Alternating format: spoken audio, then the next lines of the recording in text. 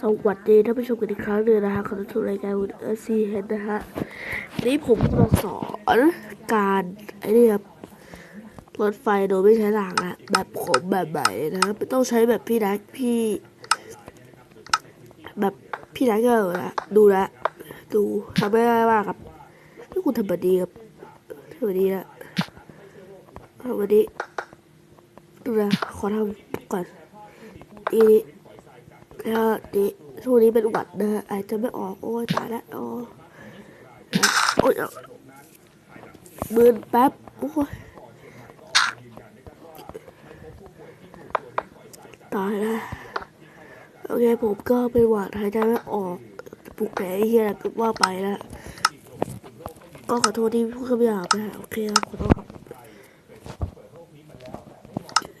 แล้วก็ทำแบบนี้นะทำแบบนี้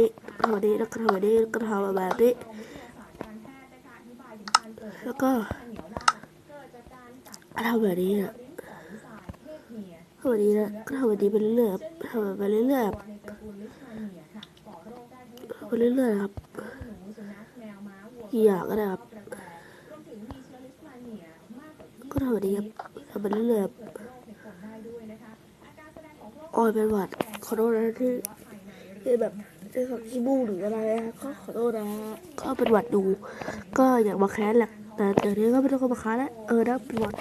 ต้องขึ้นอยู่บ้านก่อนก็จะโทรเลยก็ปิดเทอมกันแล้วนะคะก็รักษาสุขภาพกันด้วยก็รู้สึกว่าจะใกล้จะเปิดเทอมแล้วนะก็เศร้าใจบ้างช่วงปิดเทอมช่วงเปิดเทอมปิดเทอมเนี่ยก็ดีใจบ้างนะคะก็เราน่าจะพอแล้วนะเราก็ทำแบบนี้ครับแล้วก็ดันแบกดันสิวะเห็นโอ้เทเบล่าแต่มันอาจจะไม่ตรงนะฮะบางคนเขาอาจจะตรงนะฮะแต่ผมไม่ตรงเรามาลองใหม่เราลองนี้บ้างไปสิวะไม่ไปก็รู้สึกว่าเป็นหวัดโอ้ยเป็นหวัดตายแล้ว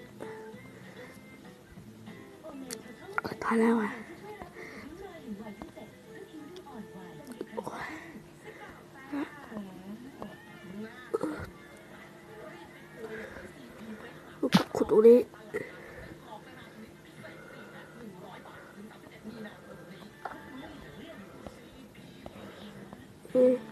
เดี๋ยว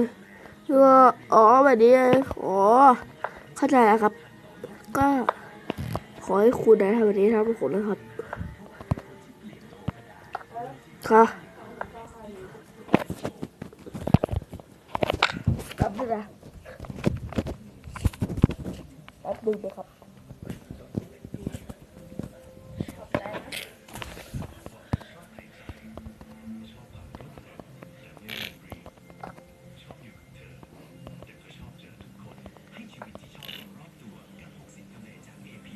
เพื่อ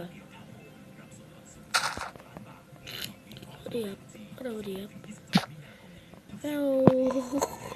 ก็เท่ก็แบบต้องเร็วนะด้วยนะต้องเร็วด้วยก็คลิปนี้ก็ได้ครับตาม